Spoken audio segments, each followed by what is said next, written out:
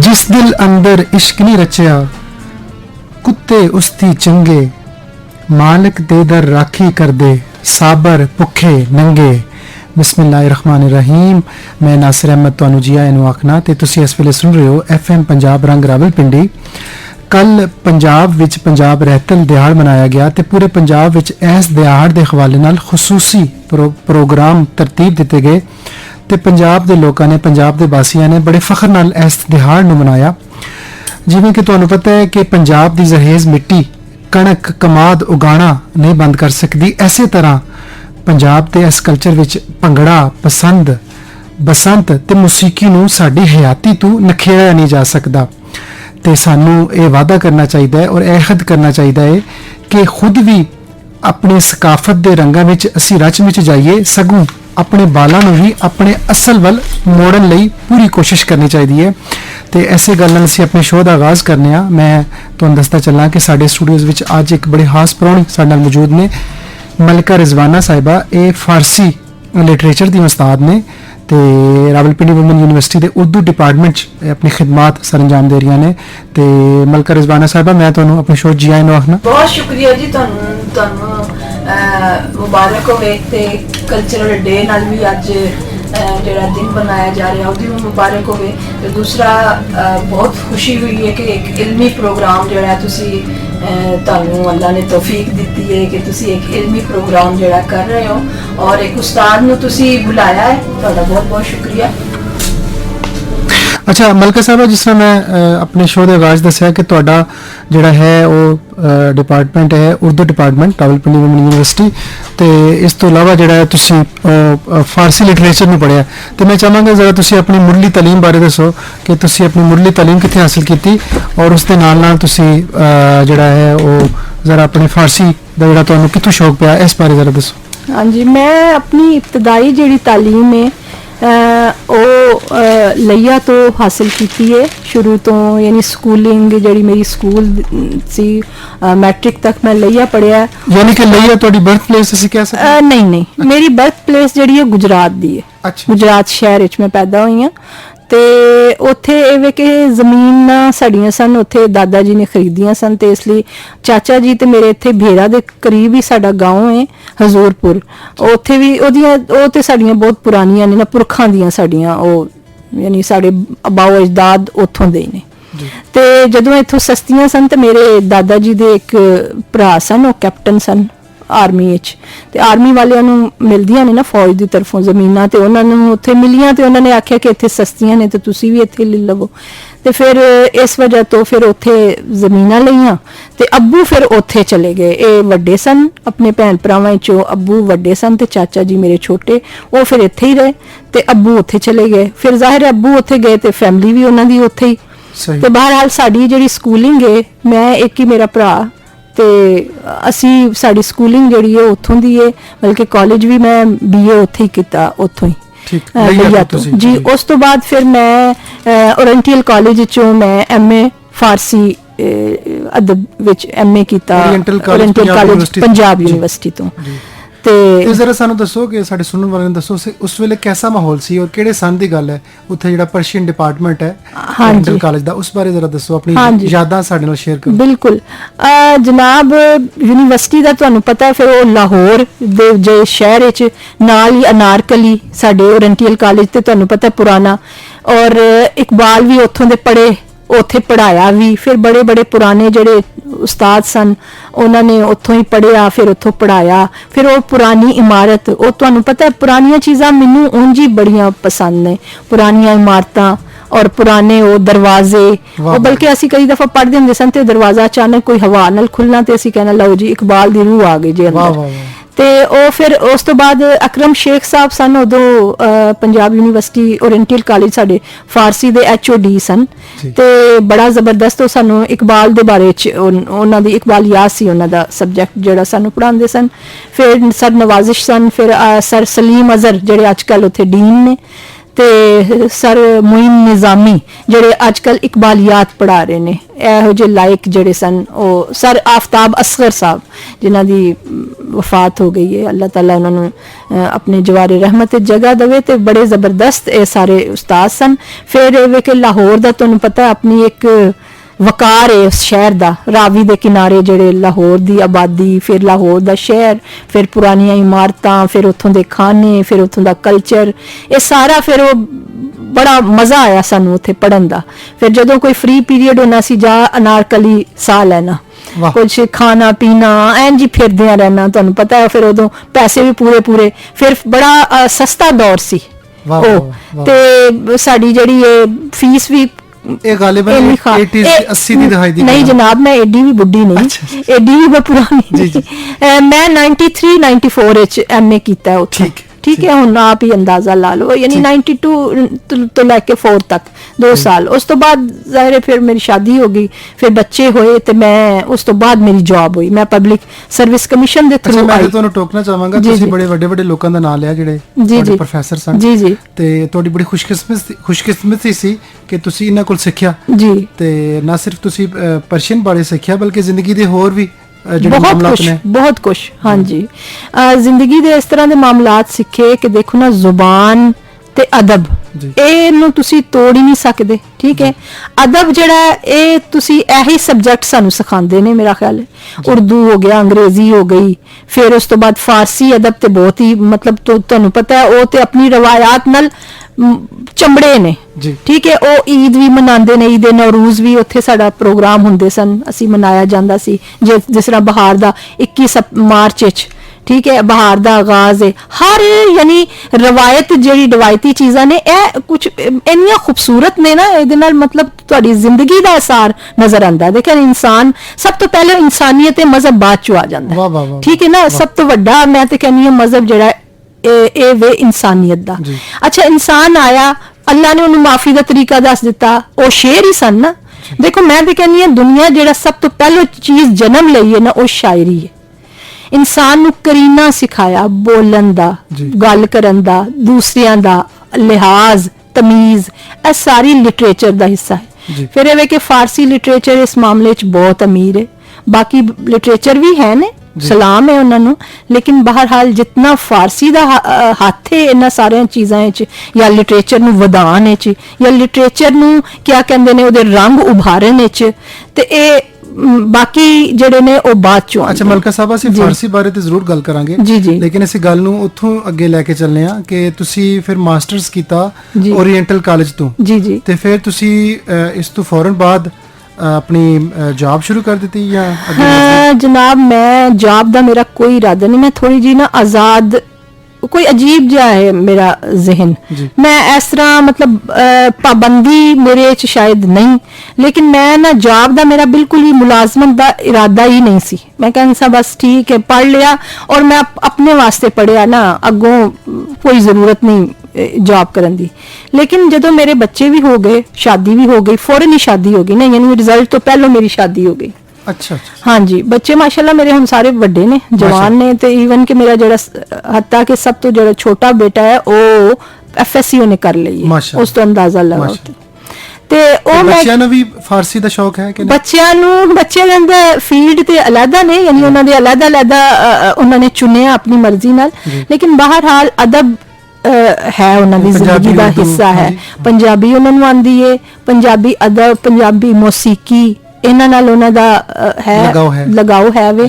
ਤੇ ਫਿਰ ਮੇਰੀ ਜਿਹੜੀ ਵੱਡੀ ਬੇਟੀ ਹੈ, ਖਾਸ ਤੌਰ ਤੇ ਉਹਦਾ ਨਾਂ ਤੂਬਾ ਹੈ, ਤੂਬਾ ਨੂੰ ਤੇ ਬਹੁਤ ਲਿਟਰੇਰੀ ਜਿਹੀ ਹੈ, ਹਾਲਾਂਕਿ ਉਹ ਸੀਏ ਕਰ ਰਹੀ ਹੈ ਮਾਸ਼ਾਅੱਲਾ, ਤੇ ਲੇਕਿਨ ਉਹਨੂੰ ਲਿਟਰੇਚਰ ਨਾਲ ਬੜੀ ਦਿਲਚਸਪੀ ਹੈ। ਸ਼ਾਇਦ ਮੈਂ ਔਰ ਸਾਡੀ ਇੱਕੋ ਜਿਹਾ ਜ਼ਿਹਨ, ਅਸੀਂ ਹੁਣ ਸਵੇਰੇ ਉੱਠੀਏ, ਲੋਕੀ ਕਹਿੰਦੇ ਨੇ ਅਸੀਂ ਬਾਹਰ ਜਾਈਏ, ਬਾਹਰ ਖਾਈਏ, ਅਸੀਂ ਜ਼ਿਆਦਾ ਪਸੰਦ ਕਰੀਦਾ ਘਰ ਬਹਿ ਕੇ ਇੱਕ ਅਸੀਂ ਬੈਠਕ ਜੀ ਰੱਖੀਏ, ਲਿਵਿੰਗ ਰੂਮ ਹੁਣ ਅੱਜ ਕੱਲ ਉਹਨੂੰ ਕਹਿੰਦੇ ਨੇ, ਤੇ ਉਹ ਇੱਕ ਕਿਸਮ ਦਾ ਦਾਲਾਨ ਹੈ ਸਾਡਾ, ਉਰਦੂ ਤੇ ਦਾਲਾਨ ਕਹਿੰਦੇ ਨੇ, ਪੰਜਾਬੀ ਚ ਉਹਨੂੰ ਬੈਠਕ ਕਹਿੰਦੇ ਨੇ। ਉੱਥੇ ਅਸੀਂ ਸਾਰੇ ਬਹਿ ਜਾਂਦੇ ਹਾਂ, ਫਿਰ ਆਪਣੀ ਪਸੰਦ ਦਾ ਕੋਈ ਵੀ ਪ੍ਰੋਗਰਾਮ, ਪੁਰਾਣਾ ਜਿਸ ਤਰ੍ਹਾਂ ਹੁਣ ਪੁਰਾਣਾ ਇਹ ਵੀ ਆਂਗਨ ਟੇੜਾ, ਉਹ ਵੇਖਣਾ ਸ਼ੁਰੂ ਕਰ ਦੇਈਦਾ, ਪੁਰਾਣੇ ਡਰਾਮੇ, ਨਏ ਨਹੀਂ, ਕਿਉਂਕਿ ਦੇਖੋ ਪੁਰਾਣੇ ਡਰਾਮਿਆਂ ਵਿੱਚ ਲਿਟਰੇਚਰ ਬਹੁਤ ਜ਼ਿਆਦਾ, ਮਿਹਨਤ, ਇੱਕ ਨੌਕਰ ਵੀ ਆਪਣਾ ਡਾਇਲਾਗ ਬੋਲ ਰਿਹਾ ਨਾ, ਤੇ ਉਹ ਵੀ ਬੜਾ ਭਰਪੂਰ ਹੈ ਕਿ ਤੁਹਾਡਾ ਦਿਲ ਕਰਦਾ ਹੈ ਉਹਦੀ ਡਾਇਲਾਗ ਨੂੰ ਸੁਣੀਏ, ਉਹਦੇ ਮੁਕਾਲਮੇ ਨੂੰ ਸੁਣੀਏ। ਇਸ ਲਈ ਕਿ ਲਿਖਣ ਵਾਲੇ ਬੜੇ ਚੋਟੀ ਦੇ ਸਨ ਨਾ, ਉਸਤਾਦ ਸਨ। ਹੁਣ ਲਿਖਣ ਵਾਲੇ ਫਿਰ ਐਸੇ ਤਰ੍ਹਾਂ ਜਿਹੜੇ ਨੇ ਸਾਰੇ ਨੇ, ਤੇ ਉਹ ਅੱਲਾਹ ਤਾਲਾ ਖੈਰ ਕਰੇ, ਕੋਈ ਨਹੀਂ, ਕਿਉਂਕਿ ਜ਼ਾਹਿਰ ਕੰਮ ਵੱਧ ਜਾਵੇ ਤੇ ਫਿਰ ਉਹ ਚੀਜ਼ ਨਹੀਂ। ਮਲਕਾ ਸਾਹਿਬ ਮੈਂ ਐਪਰੀਸ਼ੀਏਟ ਕਰਾਂਗਾ, ਤੁਸੀਂ ਬੜਾ ਖੂਬਸੂਰਤ ਦੱਸਿਆ ਕਿ ਤੁਸੀਂ ਸਾਰੇ ਜੀ ਕਰਦੇ ਇਕੱਠੇ ਬੈ ਜਾਂਦੇ ਹੋ, ਕਿਉਂਕਿ ਅੱਜ ਕੱਲ ਜਿਹੜਾ ਦੌਰ ਹੈ ਸੋਸ਼ਲ ਮੀਡੀਆ ਦਾ ਦੌਰ ਹੈ ਔਰ ਇੰਟਰਨੈਟ ਦਾ ਦੌਰ ਹੈ ਔਰ ਮੋਬਾਈਲ ਫੋਨ ਚ ਅਸੀਂ ਖੁੱਬੇ ਹੋਏ ਹਾਂ। ਤੇ ਨਈ ਜਿਹੜੀ ਸਾਡੀ ਨਸਲ ਹੈ ਸਮਟਾਈਮਸ ਵੱਡੇ ਗੱਲ ਕਰ ਰਹੇ ਨੇ ਤੇ ਉਹ ਜਿਹੜਾ ਨਾ ਆਪਣੇ ਮੋਬਾਈਲ ਚ ਖੁੱਬੇ ਹੋਏ ਨੇ, ਕਿਸੇ ਗੱਲ ਦਾ ਜਵਾਬ ਨਹੀਂ ਦੇ ਰਹੇ ਹੈ, ਕਨਵਰਸੇਸ਼ਨ ਨਹੀਂ ਕਰ ਰਹੇ ਹੈ। ਤੇ ਮੈਨੂੰ ਬੜਾ ਅੱਛਾ ਲੱਗਿਆ ਕਿ ਜਿਹੜੇ ਤੁਹਾਡੇ ਪੜਾਕੂ ਬੱਚੇ ਨੇ ਮਾਸ਼ਾਅੱਲਾ, ਉਹਨਾਂ ਨੂੰ ਤੁਸੀਂ ਆਪਣੇ ਲਿਵਿੰਗ ਰੂਮ ਚ ਇਕੱਠਿਆਂ ਕਰਦੇ ਹੋ, ਤੁਸੀਂ ਰਲ ਮਿਲ ਕੇ ਮੋਬਾਈਲ ਆਪਣੇ ਸਾਇਲੈਂਟ ਕਰਕੇ ਸਾਈਡ ਤੇ ਕਰਕੇ ਵੱਖ ਕਰਕੇ ਤੁਸੀਂ ਉੱਥੇ ਇਕੱਠਿਆਂ ਬਹਿ ਕੇ ਤੇ ਕੋਈ ਚੀਜ਼ ਕ੍ਰੀਏਟਿਵ ਚੀਜ਼ ਤੁਸੀਂ ਵੇਖਦੇ ਹੋ, ਪੁਰਾਣੀ ਹਿਸਟੋਰੀਕਲ ਚੀਜ਼ ਦੇਖਦੇ ਹੋ, ਇੱਕ ਦੂਸਰੇ ਨਾਲ ਆਪਣੇ ਜਿਹੜੇ ਨੇ ਨਾ ਵਿਊਜ਼ ਸ਼ੇਅਰ ਕਰਦੇ ਹੋ। ਬਿਲਕੁਲ ਐਸੀ ਤਰ੍ਹਾਂ ਅਸੀਂ ਮਤਲਬ ਸ਼ਾਬਾਸ਼ ਦੇਈਦੀ ਹੈ, ਜਿਹੜਾ ਅੱਛਾ ਡਾਇਲਾਗ ਹੋਵੇ, ਅੱਛੀ ਫਿਲਮ ਹੋਵੇ, ਉਹਨੂੰ ਬੜੇ ਖੁਸ਼ੀ ਨਾਲ ਵੇਖੀਦਾ। ਫਿਰ ਇਹ ਵੇ ਕਿ ਅੱਛੇ ਗਾਣੇ ਹੁਣ ਸੁਣੀਦੇ ਨੇ, ਨਾਸ਼ਤਾ ਕਰੀਦਾ, ਤੇ ਸਭ ਤੋਂ ਮਜ਼ੇਦਾਰ ਸਾਡਾ ਉਹੀ ਤਫਰੀਹ ਹੈ। ਈਵਨ ਕਿ ਹੱਤਾ ਕਿ ਦੇਖੋ ਛੋਟਾ ਮੇਰਾ ਬੇਟਾ ਹੈ, ਉਹ ਵੀ ਕਹਿੰਦਾ ਕਿ ਕੀ ਕਰਨਾ ਹੋਟਲ ਵਿੱਚ ਜਾ ਕੇ ਖਾਣ ਤੇ ਰੈਸਟੋਰੈਂਟ ਤੇ ਕੀ ਤੁਹਾਨੂੰ ਪਈਏ, ਇੱਥੇ ਹੀ ਬਹਿਨੇ ਆ ਗੱਲ ਕਰਨ। ਯਾਨੀ ਮੇਰੇ ਬੱਚੇ ਵੀ ਚਾਹੁੰਦੇ ਨੇ ਕਿ ਅਸੀਂ ਆਪਸ ਵਿੱਚ ਗੱਲਾਂ ਕਰੀਏ, ਕੋਈ ਘਰ ਨੂੰ ਜ਼ਿਆਦਾ ਔਰ ਘਰ ਨੂੰ ਇੰਪੋਰਟੈਂਸ ਦੇਣੀ, ਘਰ ਨੂੰ ਅਹਿਮੀਅਤ ਦੇਣ ਵਿੱਚ ਵਾਲਿदैन ਦਾ ਬੜਾ ਹਿੱਸਾ ਹੁੰਦਾ ਹੈ। ਤੁਸੀਂ ਚਾਹੋ ਤੇ ਘਰ ਨੂੰ ਬਖੇਰ ਦਿਓ ਜੀ, ਔਰ ਤੁਸੀਂ ਚਾਹੋ ਤੇ ਘਰ ਜਿਹੜਾ ਹੈ ਉਹ ਤੁਸੀਂ ਉਹਨੂੰ ਇਕੱਠਾ ਕਰ ਲਵੋ, ਇਹ ਤੁਹਾਡੇ ਆਪਣੇ ਇਖਤਿਆਰ ਵਿੱਚ ਹੈ। ਮਾਂ ਦੀ ਤੇ ਬੁਨਿਆਦੀ ਜ਼ਿੰਮੇਵਾਰੀ ਹੁੰਦੀ ਹੈ ਘਰ ਨੂੰ ਸਾਰਿਆਂ ਨੂੰ ਜੀਆਂ ਨੂੰ ਲੈ ਕੇ ਚੱਲਣਾ। ਤੁਸੀਂ ਜ਼ਿਕਰ ਕੀਤਾ ਨਾਸ਼ਤੇ ਦਾ, ਤੇ ਮੈਨੂੰ ਇਹ ਦੱਸੋ ਕਿ ਜਿਹੜਾ ਕਿਚਨ ਉਹ ਤੁਸੀਂ ਖੁਦ ਸੰਭਾਲਦੇ ਹੋ ਜਾਂ ਕਿਚਨ ਮੈਂ ਹੀ ਸੰਭਾਲਨੀ ਆ? ਅੱਛਾ ਮੈਨੂੰ ਨਾ ਕਿਉਂਕਿ ਤੁਸੀਂ ਸਾਨੂੰ ਬਹੁਤ ਸਾਰੀਆਂ ਵਰਕਿੰਗ ਲੇਡੀਜ਼ ਵੀ ਸੁਣ ਰਹੀਆਂ ਨੇ, ਕੰਮ ਕਰਨ ਦੀ ਖਵਾਤੀਨ ਵੀ, ਤੇ ਤੁਸੀਂ ਦੱਸੋ ਤੇ ਬੜਾ ਮੁਸ਼ਕਿਲ ਹੋ ਜਾਂਦਾ ਹੈ ਨਾ, ਯੂਨੀਵਰਸਿਟੀ ਵੀ ਆਣਾ, ਪੜਾਣਾ ਵੀ, ਤੇ ਸਵੇਰ ਉੱਠ ਕੇ ਪਰਾਠੇ ਵੀ ਗਾਲਿਬਨ ਅਗਰ ਤੁਸੀਂ ਬਣਾਉਂਦੇ ਹੋ, ਪਰਾਠੇ ਵੀ ਬਣਾਣੇ ਤੇ ਸ਼ਾਮ ਨੂੰ ਜਾ ਕੇ ਖਾਣਾ ਵੀ ਬਣਾਉਣਾ, ਤੇ ਕਿਸ ਤਰ੍ਹਾਂ ਮੈਨੇਜ ਕਰਦੇ ਹੋ? ਇਹ ਤੁਸੀਂ ਆਪਣੇ ਵਾਸਤੇ ਵੀ ਕਰਨਾ ਪੈਂਦਾ ਹੈ। ਇਸ ਤਰ੍ਹਾਂ ਤੁਹਾਡੇ ਬੱਚੇ ਤੁਹਾਡੀ ਖੁਸ਼ਬੂ ਨੂੰ ਕਿਸ ਤਰ੍ਹਾਂ ਮਹਿਸੂਸ ਕਰਨ ਦੇ, ਮੇਰੀ ਗੱਲ ਸੁਣੋ ਨਾ, ਸਾਰੀ ਗੱਲ ਤੁਸੀਂ ਦੂਜਿਆਂ ਦੇ ਛੱਡਦੇ ਹੋ ਤੇ ਤੁਹਾਡੀ ਖੁਸ਼ਬੂ ਨੂੰ ਕਿਉਂ ਇਹ ਦੂਰ ਵੀ ਜਾਣ ਬੱਚੇ ਤੇ ਤੁਹਾਨੂੰ ਕਿਸ ਤਰ੍ਹਾਂ ਯਾਦ ਰੱਖਣਗੇ, ਇਹ ਦੱਸੋ ਮੈਨੂੰ। ਜਿਸ ਤਰ੍ਹਾਂ ਮੈਂ ਆਪਣੀ ਖੁਸ਼ਬੂ ਜਾਂ ਆਪਣਾ ਖਲੂਸ ਹੁਣ ਮੈਂ ਨੱਸਦਿਆਂ ਭੱਜਦਿਆਂ ਵੀ ਉਹਨਾਂ ਵਾਸਤੇ ਕੁਝ ਨਾ ਕੁਝ ਪਕਾ ਕੇ ਰੱਖ ਕੇ ਜਾਨੀ ਆ, ਉਹ ਕਿਸ ਤਰ੍ਹਾਂ ਭੁੱਲਣਗੇ ਮੇਰੀ ਇਸ ਹਰਕਤ ਨੂੰ? ਕਦੀ ਵੀ ਨਹੀਂ ਭੁੱਲ ਸਕਦੇ। ਦੁਨੀਆ ਦੇ ਕਿਸੇ ਵੀ ਕੋਨੇ ਚਲੇ ਜਾਣ ਬੇਚੈਨ ਹੋ ਜਾਣਗੇ, ਸਾਡੀ ਮਾਂ ਨੇ ਇਹ ਪਕਾਇਆ, ਉਹਦੇ ਹੱਥ ਦਾ ਕਿਆ। ਤੇ ਮਾਂ ਦੀ ਹੱਥ ਫਿਰ ਇਹੀ ਹੁੰਦਾ ਨਾ ਕਿ ਤੁਸੀਂ ਆਪਣੀਆਂ ਸਾਰੀਆਂ, ਔਰ ਦੇਖੋ ਇਹ ਤੁਹਾਡੀ ਡਿਊਟੀ ਦਾ ਹਿੱਸਾ ਹੈ। ਅੱਛਾ, ਮੈਂ ਤੇ ਫੇਰ ਤੁਹਾਨੂੰ ਇੱਕ ਵਾਰ ਟੋਕਾਂਗਾ, ਜਿਹੜੀ ਸਾਡੀ ਅੱਜ ਦੀ ਜਿਹੜੀ ਨਵੀਂ ਨਸਲ ਹੈ, ਉਹਨਾਂ ਨੂੰ ਇਹ ਚੀਜ਼ਾਂ ਸਿਖਾਉਣ ਦੀ ਬੜੀ ਲੋੜ ਹੈ, ਕਿਉਂਕਿ ਜਿਹੜਾ ਤੁਸੀਂ ਇਹ ਚੀਜ਼ਾਂ ਆਪਣੇ ਗਾਲਿਬਨ ਵਾਲਿदैन ਕੋਲ ਸਿੱਖੀਆਂ ਨੇ, ਵੱਡਿਆਂ ਕੋਲ ਸਿੱਖੀਆਂ ਨੇ, ਆਪਣੇ ਰਿਸ਼ਤੇਦਾਰਾਂ ਕੋਲ ਸਿੱਖੀਆਂ ਨੇ, ਤੁਸੀਂ ਵੇਖਿਆ ਉਹਨਾਂ ਨੇ ਕਿ ਉਹ ਸਰਗੀ ਉੱਠਦੇ ਨੇ ਤੇ ਉੱਠ ਕੇ ਕੋਈ ਐਕਸਰਸਾਈਜ਼ ਵੀ ਥੋੜੀ ਬਹੁਤੀ ਕਰਦੇ ਨੇ, ਫਿਰ ਉੱਠ ਕੇ ਜਿਹੜਾ ਨਾ ਸਰਗੀ ਤੋਂ ਸ਼ੁਰੂ ਕਰਦੇ ਨੇ ਕੁਫਤਾਂ ਤੱਕ। ਤੇ ਜਿਹੜੀ ਖਵਾਤੀਨ ਨੇ ਉਹ ਕਦੇ ਬੜੇ ਸ਼ੌਕ ਨਾਲ, ਬੜੀ ਚਾਹਤ ਨਾਲ, ਕਦੇ ਚਾਵਾਂ ਬਣਾ ਕੇ ਦੇ ਰਹੇ ਨੇ, ਕਦੇ ਉਹ ਪਰਾਠੇ ਦੇਸੀ ਘੋਲੇ ਬਣਾ ਕੇ ਦੇ ਰਹੇ ਨੇ, ਇਸੇ ਤਰ੍ਹਾਂ ਹੀ ਨੇ। ਹਾਂਜੀ, ਐਸੇ ਤਰ੍ਹਾਂ ਐਗਜ਼ੈਕਟਲੀ। ਮੇਰੀ ਜਿਹੜੇ ਅੰਮੀ ਸਨ ਨਾ, ਮੈਂ ਚੁੱਕੇ ਇਕਲੌਤੀ ਆ, ਮੇਰਾ ਇੱਕੋ ਹੀ ਭਰਾ ਹੈ, ਤੇ ਅੰਮੀ ਕਹਿੰਦੇ ਸਨ ਕਿ ਬੇਟਾ ਨਾਸ਼ਤਾ ਨਹੀਂ ਛੱਡਣਾ ਕਿਸੇ ਸੂਰਤ ਵੀ, ਤੂੰ ਦੱਸ ਕੇ ਮੈਂ ਬਣਾਵਾਂ ਕੀ ਤੇਰੇ ਵਾਸਤੇ। ਅੱਛਾ, ਜਿਹੜੇ ਸਾਨੂੰ ਲੋਕੀ ਸੁਣ ਰਹੇ ਨੇ, ਮੈਂ ਤੁਹਾਨੂੰ ਦੱਸਦਾ ਚਲਾਂ, ਤੁਸੀਂ FM ਪੰਜਾਬ ਰੰਗ ਸੁਣ ਰਹੇ ਹੋ ਤੇ ਮਲਕਾ ਰਿਜ਼ਵਾਨਾ ਸਾਹਿਬ ਦੀ ਗੱਲ ਗੌਰ ਨਾਲ ਸੁਣੋ। ਉਹਨਾਂ ਨੇ ਕਿਹਾ ਹੈ ਕਿ ਨਾਸ਼ਤਾ ਨਹੀਂ ਛੱਡਣਾ, ਕਿਉਂਕਿ ਅੱਜ ਕੱਲ ਬੱਚਿਆਂ ਨੂੰ ਬੱਚੇ ਕੌਨਸ਼ੀਅਸ ਹੁੰਦੇ ਨੇ, ਸਾਡਾ weight ਵੱਧ ਗਿਆ, ਇਵਨ ਵੱਡੇ ਵੀ, ਤੇ ਉਹ ਕਹਿੰਦੇ ਨੇ ਕਿ ਦਸਤੀ ਅਸੀਂ ਡਾਈਟ ਕਰੀਏ ਤੇ ਵਜ਼ਨ ਕਮ ਕਰ ਲਈਏ। ਡਾਈਟ ਕਰਨ ਦਾ ਮਤਲਬ ਇਹ ਨਹੀਂ ਕਿ ਤੁਸੀਂ ਭੁੱਖਿਆ ਰਹੋ, ਡਾਈਟ ਕਰਨ ਦਾ ਮਤਲਬ ਇਹ ਹੈ ਕਿ ਆਪਣੀ ਗ਼ਿਜ਼ਾ ਨੂੰ ਮੁਤਵਾਜ਼ਨ ਕਰੋ ਔਰ ਉਹਦੇ ਨਾਲ ਐਕਸਰਸਾਈਜ਼ ਵੀ ਕਰੋ, ਠੀਕ ਹੈ। ਤੇ ਬੜੀ ਖੂਬਸੂਰਤ ਇਹਨਾਂ ਨੇ ਗੱਲ ਕੀਤੀ ਕਿ ਬੱਚਿਆਂ ਨੂੰ ਇਹ ਕਹਿੰਦੀਆਂ ਨੇ ਕਿ ਤੁਸੀਂ ਨਾਸ਼ਤਾ ਨਹੀਂ ਛੱਡਣਾ, ਕਿਉਂਕਿ ਇਹਨਾਂ ਦੇ ਬੱਚੇ ਬੜੀ ਅੱਛੀ ਤਾਲੀਮ ਹਾਸਲ ਕਰ ਰਹੇ ਨੇ, ਬੜੇ ਮਸਰੂਫ ਨੇ, ਤੇ ਛੇਤੀ ਉਹ ਘਰੋਂ ਉਹਨਾਂ ਨੇ ਜਾਣਾ ਹੁੰਦਾ, ਟਾਈਮ ਘੱਟ ਹੁੰਦਾ, ਤੇ ਇਹ ਘਰੋਂ ਨਾਸ਼ਤਾ ਉਹਨਾਂ ਨੂੰ ਕਰਾ ਕੇ ਭੇਜਦੇ ਨੇ। ਬਿਲਕੁਲ, ਮੈਂ ਤੇ ਪਰੇਸ਼ਾਨ ਹੋ ਜਾਨੀ ਆ, ਬੱਚਿਆਂ ਦੇ ਮਗਰ ਨਸਾਂਗੀ ਮੈਂ ਕਿ ਭਾਈ ਨਾਸ਼ਤਾ ਨਹੀਂ ਛੱਡਣਾ ਕਿਸੇ ਸੂਰਤ ਵੀ। ਔਰ ਨਾਸ਼ਤਾ ਕੋਈ ਇਹ ਨਹੀਂ ਕਿ ਫਰੂਟ ਖਾ ਲਿਆ, ਇਹ ਕੀ ਨਾਸ਼ਤਾ ਹੋਇਆ? ਤੁਸੀਂ ਪ੍ਰੋਪਰ ਇੱਕ ਨਾਸ਼ਤਾ ਕਰੋ ਜੋ ਹੈ ਤੁਹਾਡੇ ਘਰ ਵਿੱਚ। ਬ੍ਰੈਡ ਹੈ, ਬੇਸ਼ੱਕ ਬ੍ਰੈਡ ਖਾ ਲਓ, ਵੈਸੇ ਤੇ ਗੁਰੇਜ਼ ਕਰਨਾ ਚਾਹੀਦਾ, ਬੇਕਰੀ ਦੀਆਂ ਜ਼ਿਆਦਾ ਚੀਜ਼ਾਂ ਵੀ ਨਹੀਂ ਖਾਣੀਆਂ ਚਾਹੀਦੀਆਂ। ਘਰ ਦਾ ਆਟਾ ਜਿਹੜਾ ਉਹ ਬਿਹਤਰੀਨ ਚੀਜ਼ ਹੈ। ਦਲੀਆ ਖਾ ਲਵੋ ਅਗਰ ਤੁਸੀਂ ਡਾਈਟ ਹੀ ਕਰਨੀ ਹੈ, ਅੰਡਾ ਉਬਲਿਆ ਹੋਇਆ ਖਾ ਲਵੋ, ਲੇਕਿਨ ਪੇਟ ਦੇਖੋ ਨਾ, ਸਾਰੀ ਰਾਤ ਦਾ ਪੇਟ ਵਿੱਚ ਐਸਿਡਿਟੀ ਬਬਲਸ ਬਣਦੇ ਨੇ ਨਾ, ਰਾਤੀ ਤੁਸੀਂ ਖਾਣਾ ਖਾਦਾ ਫਿਰ ਸਵੇਰੇ ਲਾਜ਼ਮੀ ਖਾਣਾ, ਤੇ ਉਹ ਬਹੁਤ ਜ਼ਰੂਰੀ ਹੈ। ਨਹੀਂ ਤੇ ਮੈਨੂੰ ਅੰਮੀ ਕਹਿੰਦੇ ਸਨ ਕਿ ਬੇਟਾ ਤੈਨੂੰ ਪਤਾ ਹੈ ਕਿ ਨਾਸ਼ਤਾ ਛੱਡਣ ਨਾਲ ਕੀ ਹੁੰਦਾ? ਮੈਦੇ ਦਾ ਕੈਂਸਰ ਹੋ ਜਾਂਦਾ, ਔਰ ਰਾਤੀ ਤੁਸੀਂ ਖਾਣਾ ਨਾ ਖਾਓ ਤਾਂ ਵੀ ਇਹ ਪ੍ਰੋਬਲਮ ਹੋ ਜਾਏਗੀ, ਤੁਹਾਡਾ ਮਿਹਦਾ ਜਿਹੜਾ ਮੁਤਾਸਰ ਹੋਏਗਾ। ਰਾਤ ਦਾ ਖਾਣਾ ਔਰ ਸਵੇਰ ਦਾ ਨਾਸ਼ਤਾ ਇਹ ਕਿਸੇ ਸੂਰਤ ਨਹੀਂ ਛੱਡਣਾ। ਦੁਪਹਿਰੀ ਬੇਸ਼ੱਕ ਤੁਸੀਂ ਛੋਟਾ ਮੋਟਾ ਫਰੂਟ ਖਾ ਲਵੋ ਜਾਂ ਕੋਈ ਚਾਹ ਦੇ ਨਾਲ ਕੋਈ ਪੰਜੀਰੀ ਖਾ ਲਵੋ, ਜਿਸ ਤਰ੍ਹਾਂ ਸਾਡੇ ਤੇ ਮੇਰੀ ਤੇ ਅੰਮੀ ਦਾਲਾਂ ਬਣਾਉਂਦੇ ਹੁੰਦੇ ਸਨ, ਨਿਸ਼ਾਸਤਾ ਬਣਾਉਂਦੇ ਸਨ। ਅਸੀਂ ਤੇ ਫਿਰ ਉਸ ਤਰ੍ਹਾਂ ਨਹੀਂ ਕਰ ਸਕੇ, ਉਸ ਤਰ੍ਹਾਂ ਉਸ ਚੋਟੀ ਤੱਕ ਨਹੀਂ ਪਹੁੰਚ ਸਕੇ ਜਿਸ ਤਰ੍ਹਾਂ ਕਿ ਪੇਰੈਂਟਸ ਸਾਡੇ ਮਾਂ ਪਿਓ ਕਰਦੇ ਸਨ। ਲੇਕਿਨ ਬਹਰਹਾਲ ਨਾਸ਼ਤਾ ਤੇ ਰਾਤ ਦਾ ਖਾਣਾ ਇਹ ਸਾਡੀ ਜ਼ਿੰਦਗੀ ਦਾ ਹਿੱਸਾ ਰਿਹਾ ਹੈ। ਯਾਨੀ ਜਿਸ ਤਰ੍ਹਾਂ ਇਹ ਸਵੇਰ ਉੱਠਣਾ ਜ਼ਰੂਰੀ ਹੈ, ਸਵੇਰ ਹੁਣ ਇਹ ਉਹਦਾ ਇਹ ਵੇ ਨਾ ਕਿ ਨਤੀਜਾ ਨਿਕਲਿਆ ਹੈ ਕਿ ਸਵੇਰ ਉੱਠਦਿਆਂ ਸਾਨੂੰ ਭੁੱਖ ਲੱਗ ਜਾਂਦੀ, ਯਾਨੀ ਨਮਾਜ਼ ਤੋਂ ਬਾਅਦ ਅਸੀਂ ਤੁਹਾਡਾ ਮਿਹਦਾ ਯੂਜ਼ਡ ਟੂ ਹੋ ਗਿਆ ਨਾ ਜੀ, ਯੂਜ਼ਡ ਟੂ ਹੋ ਗਿਆ। ਉਹ ਫਿਰ ਅਸੀਂ ਬੱਚਿਆਂ ਨੂੰ ਵੀ ਅੱਗੇ ਆਦਤ ਇਹੀ ਪਾਈ ਹੈ ਮੈਂ ਕਿ ਸਵੇਰ ਨਾਸ਼ਤਾ ਔਰ ਰਾਤ ਦਾ ਖਾਣਾ ਲਾਜ਼ਮੀ। ਸਹੀ। तो ये वे कि दोपहरी दिल करे खा लो, नहीं दिल करता तो कोई स्नैक्स वगैरह ले लो या कोई पंजीरी घर दी, वो बेहतरीन चीज़ है, वो ले लवो। अच्छा मलका रिजवाना साहब, ਤੁਸੀਂ ਆਪਣੇ ਆਗਾਜ਼ ਵਿੱਚ ਸਾਨੂੰ ਦੱਸਿਆ ਕਿ ਤੁਹਾਡਾ ਬਿਲੋਂਗ ਤੁਸੀਂ ਕਰਦੇ ਹੋ ਇੱਕ ਗਾਉਂ ਨਾਲ ਜੀ, ਤੇ ਤੁਸੀਂ ਇਹ ਦੱਸੋ ਕਿ ਕਦੇ ਤੁਸੀਂ ਚੱਕਰ ਲਾਉਂਦੇ ਹੋ ਉਧਰ? हाँ जी बिल्कुल। ਤੇ ਤੁਹਾਨੂੰ ਕੀ ਕੋਈ ਡਿਫਰੈਂਸ ਨਜ਼ਰ ਆਉਂਦਾ ਹੈ ਜਾਂ ਕਿ ਤੁਹਾਨੂੰ ਲੱਗਦਾ ਕਿ ਸੇਮ ਉਸੇ ਤਰ੍ਹਾਂ ਨੈਚੁਰਲੀ ਬਿਊਟੀਫੁਲ ਨੇ ਤੁਹਾਡੇ ਗਾਉਂ? ਬਲਕਿ ਮੈਂ ਤੁਹਾਡੇ ਕੋਲ ਸਵਾਲ ਵੀ ਪੁੱਛਣਾ ਉਸ ਤੋਂ ਪਹਿਲੇ ਮੈਨੂੰ ਇੱਕ ਬਾਕੀ ਸਦੀਕੀ ਹੋਰਾਂ ਦੀ ਇੱਕ ਨਜ਼ਮ ਯਾਦ ਆ ਗਈ ਨਾ।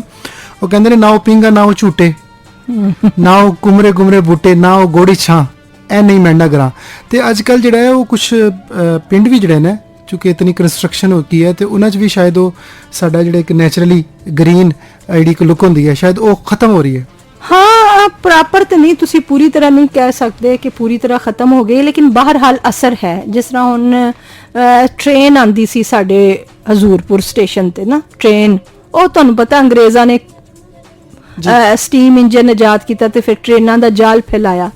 ਤੇ ਉਹ ਵੇ ਕੇ ਹੁਣ ਇੱਕ ਤੇ ਮੈਨੂੰ ਬੜਾ ਦੁੱਖ ਹੁੰਦਾ, ਮੈਂ ਬਲਕਿ ਉਹਦੀਆਂ ਤਸਵੀਰਾਂ ਖਿੱਚ ਕੇ ਅੱਗੇ ਸੈਂਡ ਵੀ ਕੀਤੀਆਂ ਸਨ ਕਿ ਆ ਵੇਖੋ ਜੀ ਸਟੇਸ਼ਨ ਦਾ ਬੇੜਾ ਗਰਕ, ਉੱਥੇ ਉਹਨਾਂ ਨੇ ਮਿੱਟੀ ਪਾ ਕੇ ਉਹ ਸਾਰੀ ਪਟਰੀ ਅੱਲਾ ਜਾਨੇ ਪੁੱਟ ਕੇ ਲੈ ਗਏ ਨੇ ਜਾਂ ਉੱਥੇ ਮਿੱਟੀ ਪਾ ਦਿੱਤੀ। ਬਹਰਹਾਲ ਉਹ ਸਟੇਸ਼ਨ ਹੁਣ ਖਤਮ ਹੋ ਗਿਆ।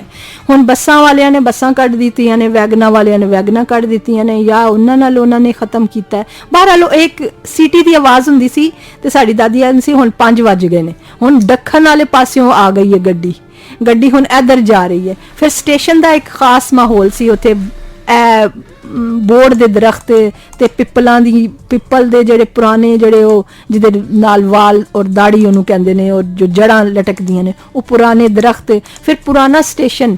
ਇਹ ਬੜਾ ਹੀ ਜ਼ਬਰਦਸਤ ਇੱਕ ਖੂਬਸੂਰਤੀ ਉਸ ਜ਼ਮਾਨੇ ਦੀ। ਆ ਦੇਖੋ ਕਿ 1992 91 ਚ ਜੇਲਮ ਵਿੱਚ ਬੜਾ ਜ਼ਬਰਦਸਤ ਸੈਲਾਬ ਆਇਆ ਸੀ, ਸ਼ਾਇਦ ਤੁਸੀਂ ਸੁਣਿਆ ਹੋਵੇ ਜਾਂ ਵੇਖਿਆ ਵੀ ਹੋਵੇ। ਸਾਡਾ ਪਿੰਡ ਤਕਰੀਬਨ ਡੁੱਬ ਗਿਆ, ਠੀਕ ਹੈ। ਇੱਕ ਉੱਥੇ ਨਾ 2 ਪਿੰਡ ਨੇ, ਇੱਕ ਨੂੰ ਕਹਿੰਦੇ ਨੇ ਹੇਠਲਾ ਪਿੰਡ ਤੇ ਇੱਕ ਨੂੰ ਕਹਿੰਦੇ ਨੇ ਉਤਲਾ ਪਿੰਡ। ਜਿਹੜਾ ਹੇਠਲਾ ਪਿੰਡ ਸੀ ਨਾ, ਜਿੱਥੇ ਸਾਡੀ ਹਵੇਲੀ ਤੱਕ ਸਾਡੇ ਪਾਣੀ ਆਇਆ। ਅੱਛਾ, ਜਿਹੜਾ ਸਟੇਸ਼ਨ ਸੀ ਉਹ ਪੂਰਾ ਹੀ ਡੁੱਬ ਗਿਆ, ਲੇਕਿਨ ਉਹ ਕਮਰਾ ਨਹੀਂ ਟੁੱਟਿਆ।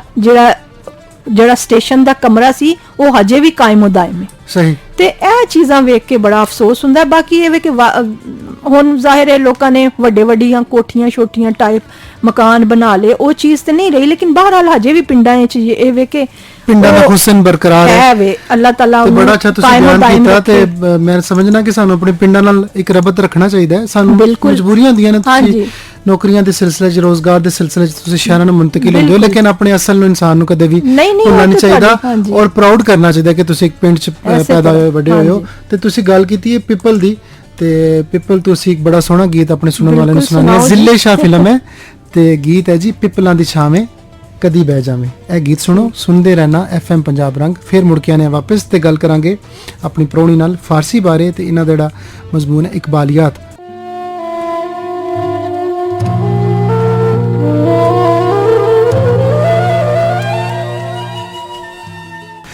ਤੁਸੀਂ ਇੱਕ ਬੜਾ ਸੋਹਣਾ ਗੀਤ ਸੁਣਿਆ ਤੇ ਮੈਂ ਤੁਹਾਨੂੰ ਦੱਸਦਾ ਚੱਲਾਂ ਕਿ ਤੁਸੀਂ ਇਸ ਵੇਲੇ ਸੁਣ ਰਹੇ ਹੋ FM ਪੰਜਾਬ ਰੰਗ ਰਾਵਲਪਿੰਡੀ।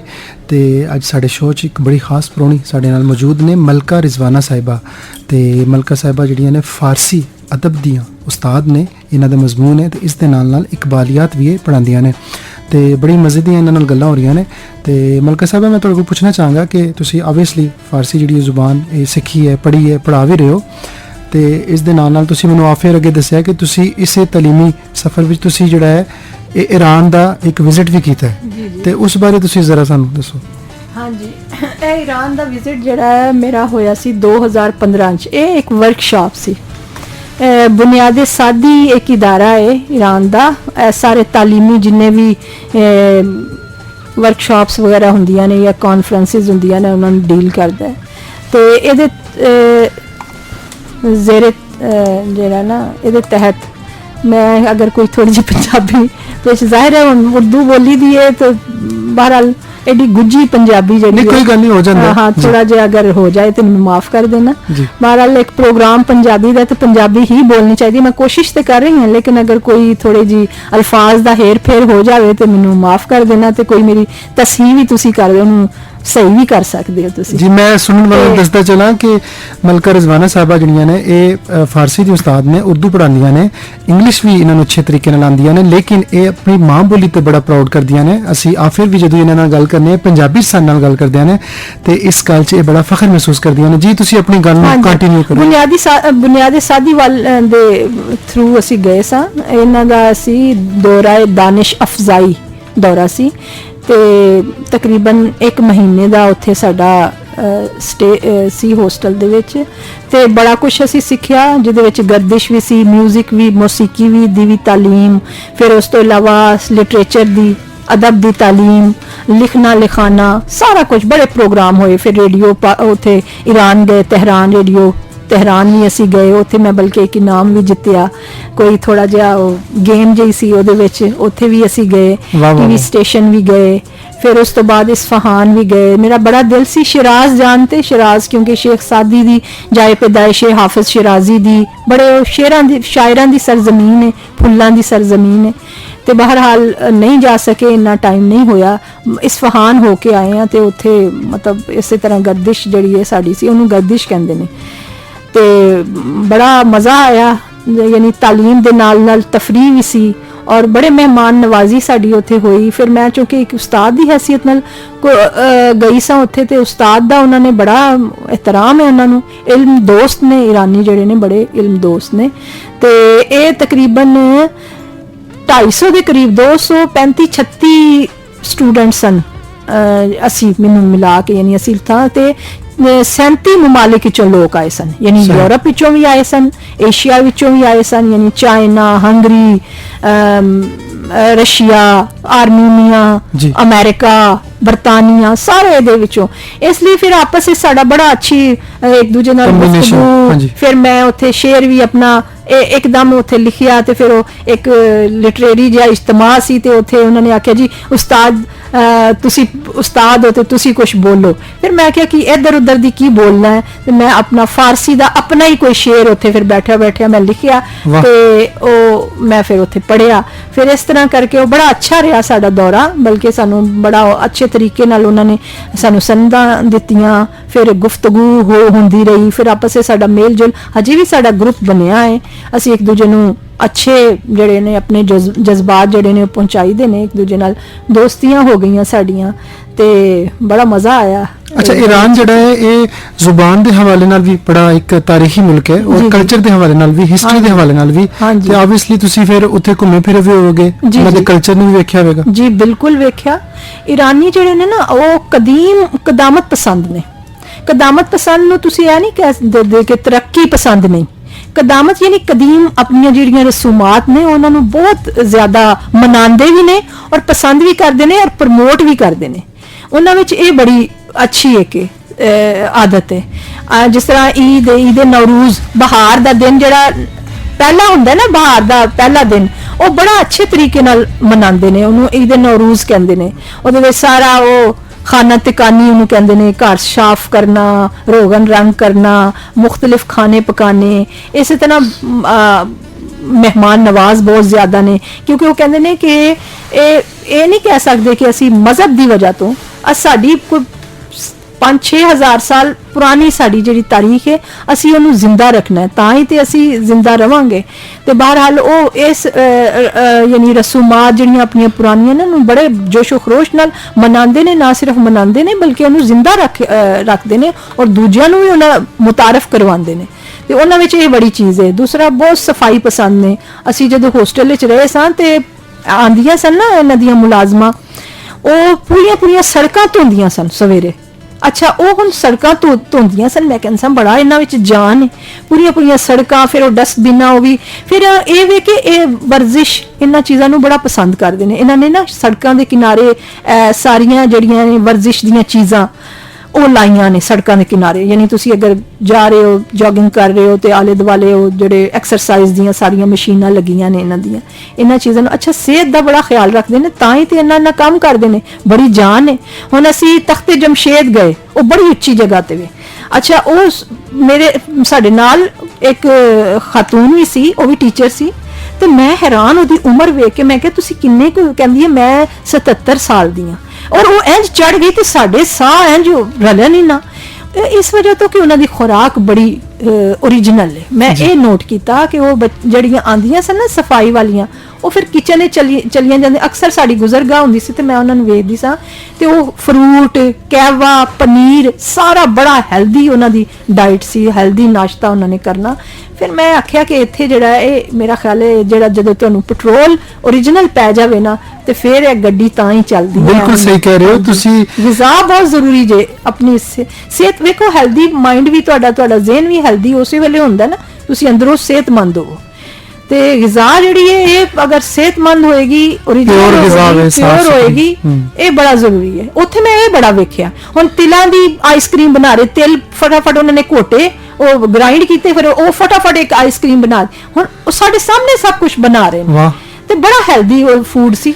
ਤੇ ਤੁਹਾਡਾ ਬੜਾ ਜ਼ਬਰਦਸਤ ਯਾਨੀ ਕਿ ਤੁਹਾਡਾ ਵਿਜ਼ਿਟ ਰਿਹਾ ਜਿਹਦੇ ਵਿੱਚ ਤੁਸੀਂ ਨਾ ਸਿਰਫ ਇਹ ਫਾਰਸੀ ਲਿਟਰੇਚਰ ਬਾਰੇ ਸਿੱਖਿਆ, ਬਲਕਿ ਤੁਸੀਂ ਉਹਨਾਂ ਦੇ ਕਲਚਰ ਤੋਂ ਵੀ ਬਹੁਤ ਸਾਰੀਆਂ ਅੱਛੀਆਂ ਚੀਜ਼ਾਂ ਸਿੱਖੀਆਂ। ਬਿਲਕੁਲ ਸਿੱਖੀਆਂ। ਤੇ ਤੁਸੀਂ ਕੋਸ਼ਿਸ਼ ਕੀਤੀ ਹੈ ਕਿ ਆਪਣੇ ਘਰ ਵਿੱਚ ਆਪਣੇ ਜਿਤਨੇ ਵੀ ਤੁਹਾਡੇ ਰਿਲੇਟਡ ਲੋਕੀ ਨੇ ਤੁਸੀਂ ਇੱਥੇ ਇੰਪਲੀਮੈਂਟ ਵੀ ਕਰ ਸਕੋ।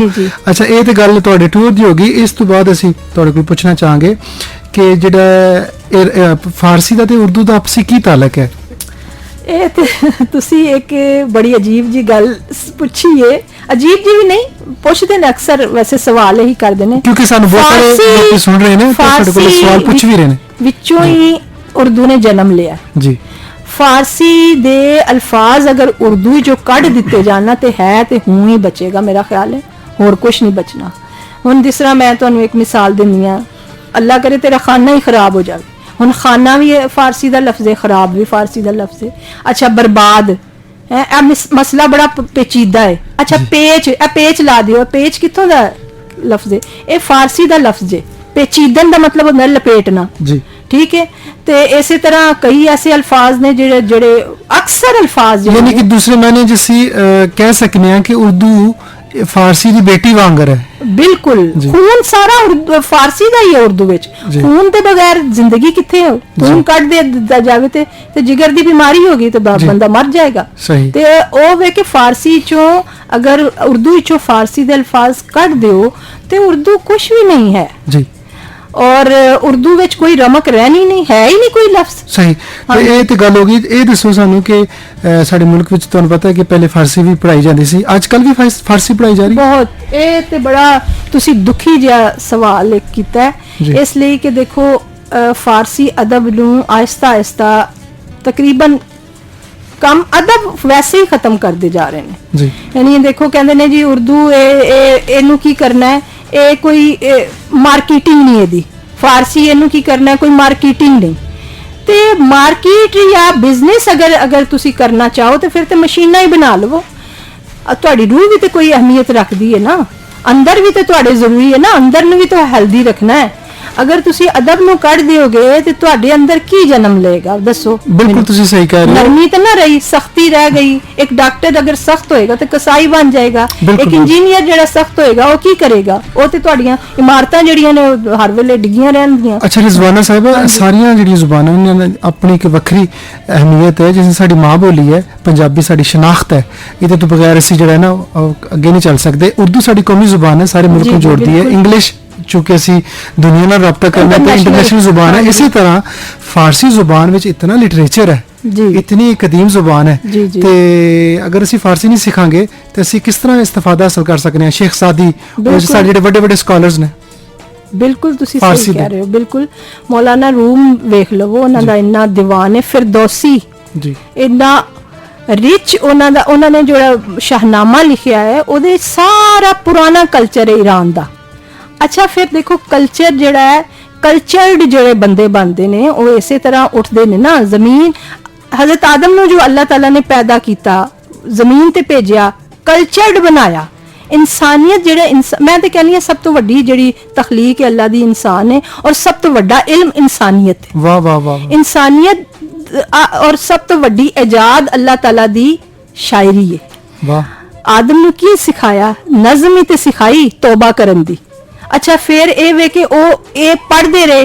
ਅੱਛਾ, ਮੈਂ ਤੁਹਾਨੂੰ ਇਹ ਦੱਸਾਂ ਕਿ ਜਦੋਂ ਤੁਸੀਂ ਕਿਸੇ ਕੋਲੋਂ ਕੁਝ ਮੰਗਣਾ ਹੁੰਦਾ ਹੈ ਨਾ, ਤਾਂ ਤੁਸੀਂ ਬੜੇ ਲਿਹਾਜ਼ ਨਾਲ, ਬੜੇ ਅਦਬ ਨਾਲ ਤੇ ਬੜੇ ਗੁਨਗੁਨਾ ਕੇ ਉਹਦੇ ਕੋਲ ਮੰਗਦੇ ਹੋ, ਠੀਕ ਹੈ। ਉਹ ਫਿਰ ਫੌਰਨ ਆਪਣਾ ਸਭ ਕੁਝ ਤੁਹਾਨੂੰ ਪੇਸ਼ ਕਰਨ ਵਿੱਚ ਵਾਸਤੇ ਤਿਆਰ ਹੋ ਜਾਂਦਾ। ਬਿਲਕੁਲ। ਅਗਰ ਤੁਸੀਂ ਸਖਤੀ ਜਾਂ ਸਖਤੀਲੀ ਜ਼ੁਬਾਨ ਇਸਤੇਮਾਲ ਕਰੋਗੇ ਤਾਂ ਕੀ ਅੱਗੋਂ ਤੁਸੀਂ ਜੀ ਤਵੱਕੋ ਬਿਲਕੁਲ, ਅਰਜ਼ ਕਰੋਗੇ ਹੀ ਕਿ ਕਰਨੀ ਤੁਹਾਨੂੰ- ਪੈਂਦੀ ਹੈ ਨਾ ਜੀ। अर्ज करनी पड़नी। अर्ज किन्ने सिखाई? सब तो पहले अल्लाह ने आदम नु कि हुन तू मेरे को माफी मांग, और लेकिन तू बड़े प्यार नाल मंगना है, और ए शायरी है, वाह, ਇਹਦੇ वाह, ਜ਼ਰੀਏ ਤੂੰ वाह, वाह, वाह, ਮੰਗਣਾ। वाह। ਤੇ ਅਦਬ ਤੇ ਇਜਾਦ ਹੋ ਗਿਆ ਫਿਰ ਨਾਲ ਹੀ। ਸਹੀ।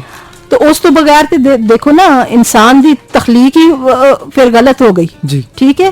ते अदब जेड़ा है, मेरा ते ख्याल है सब तो पहले ਉਹਦਾ जन्म ही अदब ਦਾ ਹੈ, ਜੀ ਉਸ ਤੋਂ ਬਾਅਦ ਫਿਰ ਬਾਕੀ ਸਾਰੀਆਂ ਗੱਲਾਂ ਆਉਂਦੀਆਂ ਨੇ।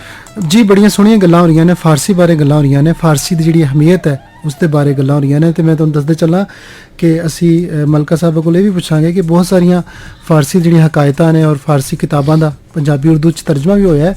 ਤੇ ਇੱਕ ਬੜਾ ਸੋਹਣਾ ਇੱਕ ਕਲਾਮ ਹੈ ਜਿਹੜਾ ਫਾਰਸੀ ਦਾ ਕਲਾਮ ਹੈ, ਇਹਦਾ ਤਰਜਮਾ ਕੀਤਾ ਹੈ ਪੰਜਾਬੀ ਦੇ ਬਹੁਤ ਵੱਡੇ ਮੁਹੱਕਿਕ ਸ਼ਾਇਰ ਸੂਫੀ ਤਬਸਮ ਹੋਰਾਂ ਨੇ। ਮੇਰੇ ਸ਼ੌਕ ਦਾ ਨਹੀਂ एतबार। ਇਹ ਅਸੀਂ ਸੁਣਨੇ ਆ ਤੇ ਫਿਰ ਮੁੜ ਕੇ ਆਨੇ ਆ। ਸੁਣਦੇ ਰਹਿਣਾ FM ਪੰਜਾਬ ਰੰਗ ਰਾਵਲਪਿੰਡੀ। ਜੀ ਅਸੀਂ ਮੁੜ ਕੇ ਆ ਗਏ ਹਾਂ ਵਾਪਸ। ਤੁਸੀਂ ਇੱਕ ਬੜਾ ਸੋਹਣਾ ਗੀਤ ਸੁਣਿਆ ਤੇ ਇਹ ਗਾਲਿਬ ਹੋਰਾਂ ਦਾ ਫਾਰਸੀ ਦਾ ਕਲਾਮ ਜਿਹਦਾ ਕਿ ਸੂਫੀ ਤਬਸਮ ਹੋਰਾਂ ਨੇ ਤਰਜਮਾ ਕੀਤਾ, ਮਨਜ਼ੂਮ ਤਰਜਮਾ ਕੀਤਾ।